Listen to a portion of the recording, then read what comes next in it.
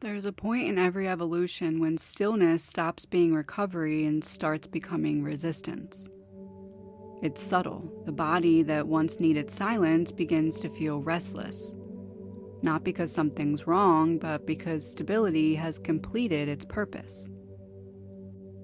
Safety is a means, not a destination. When the foundation is secure, life will always ask to move again. That's the law of expansion. Energy that stays still begins to decay. Energy that circulates learns. Most people think the transition from stillness to motion requires courage. It doesn't. It requires accuracy. The nervous system must learn to tell the difference between danger and unfamiliar. Most of what we call fear is the body mistaking aliveness for threat. Pulse quickening, breath deepening, muscles tightening. And the mind interprets that charge as a warning, not a rising. Yet that very charge is the voltage of creation. It's the same current that powers growth and connection, invention even. When we call it fear, it constricts. When we recognize it as motion, it organizes. The intelligence of motion begins when awareness learns to stay online inside of movement. That's the difference between reaction and responsiveness. Reaction is the nervous system collapsing under too much data. Responsiveness is the same energy moving through a structure strong enough to interpret it. You don't master life by stilling every ripple in the water. You master it by becoming transparent enough that the water can move through you without distortion. Every spiritual tradition eventually faces this threshold. The monk leaves the monastery. The healer steps back into the marketplace. The artist who once painted for healing begins to create for the world again.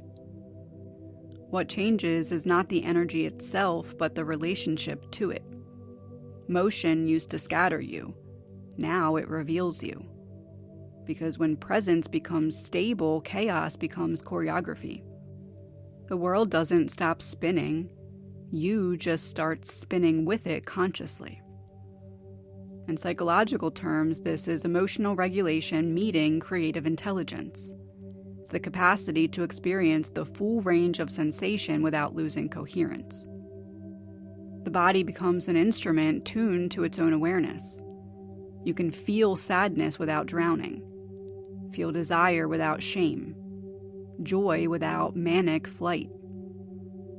Movement no longer hijacks the system, it completes it. Every emotion that passes through is not a test, but an update to the algorithm of self. The question is no longer, how do I stop feeling this?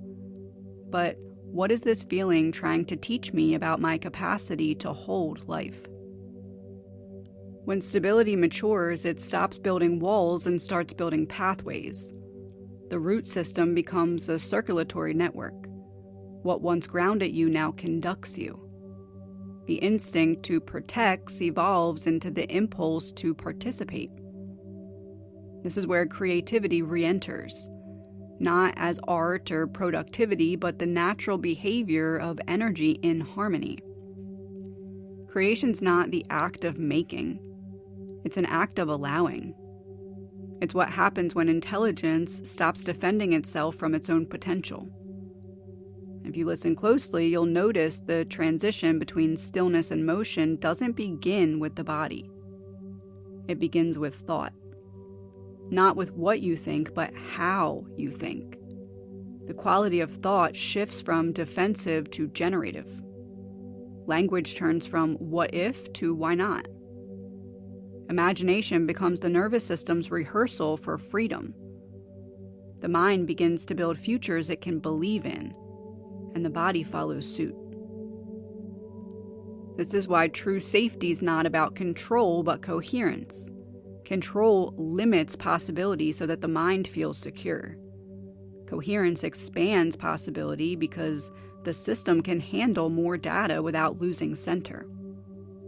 Once coherence stabilizes, movement becomes not a risk but a necessity. Energy needs expression in the same way that lungs need air. Suppress it and it'll find its exit through symptoms, anxiety, numbness, fatigue. Allow it and it becomes insight, creativity, vitality. To live in motion is not to abandon stillness. It's to recognize that stillness was never static. Every moment of quiet contained microcurrents waiting for permission. When those currents are finally trusted, they become momentum. The paradox is that you only discover true stability once you start moving. Because stability isn't a pause, it's the rhythm underneath of change. So as you cross the invisible line from holding to flowing, from root to sacral, don't ask what you're meant to do next. Ask how much truth you're willing to feel while doing it. The answer to that question determines how alive your life can become. The universe doesn't reward movement for its own sake. It rewards coherence in motion. When awareness stays intact inside change, creation becomes inevitable. You stop chasing alignment and you start embodying it. There will be moments when motion feels foreign, even dangerous. That's natural. Growth always starts as a nervous system anomaly. But the body learns through exposure. Every time you move and survive, the subconscious updates its map of safety. Eventually, movement itself becomes home. That's the real evolution, not in endless calm, but nervous systems capable of dancing with chaos without losing their song. Stillness taught you how to stay. Now motion will teach you how to belong. Because belonging's not about finding a place that holds you still.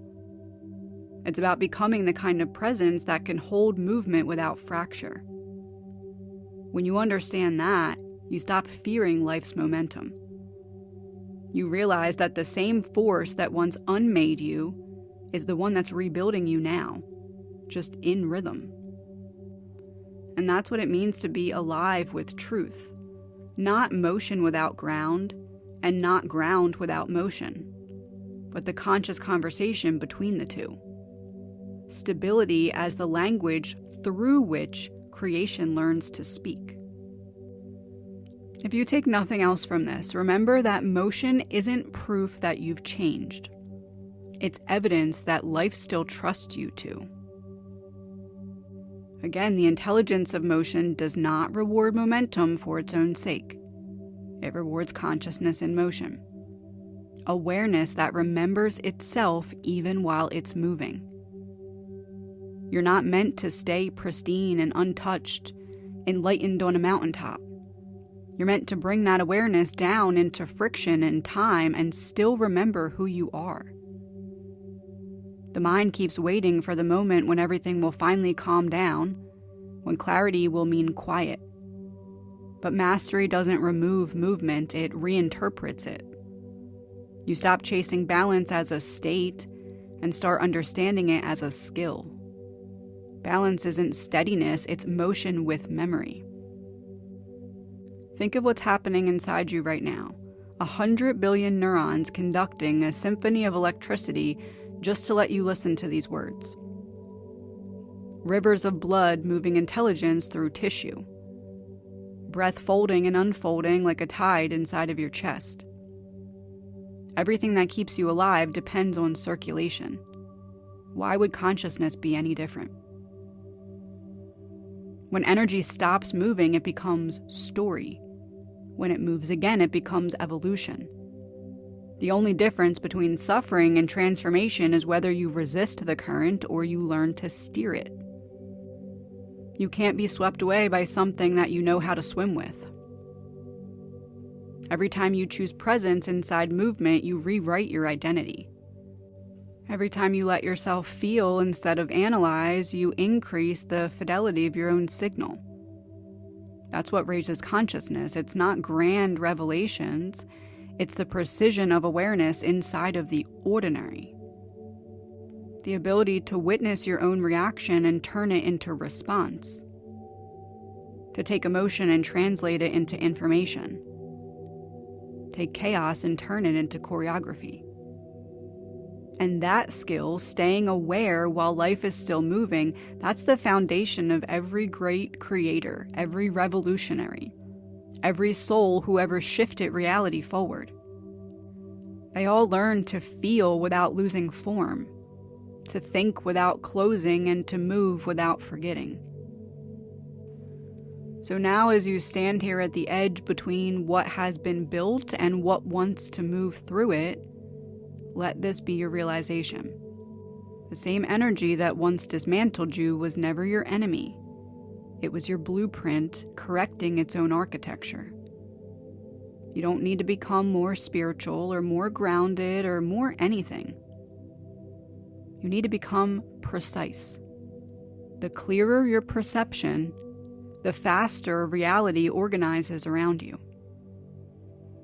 From here, walk differently. Walk like a system aware of its own mechanics. Speak like your words are levers in the architecture of matter. Create like the laws of physics are listening, because they are. The universe doesn't respond to want, it responds to coherence. When your inner frequency and outer action stop contradicting each other, existence has no other choice but to align. Awareness doesn't evolve by avoiding conflict. It evolves by metabolizing it. Every contradiction you face is a point of integration that's waiting to happen. The discomfort isn't punishment, it's friction creating clarity. Let it polish you and let it make you transparent to yourself. Let your next thought be deliberate. Your next movement be informed by the understanding that you're not in the field, you are of it. There is no outside. There's only consciousness examining its own intelligence through you.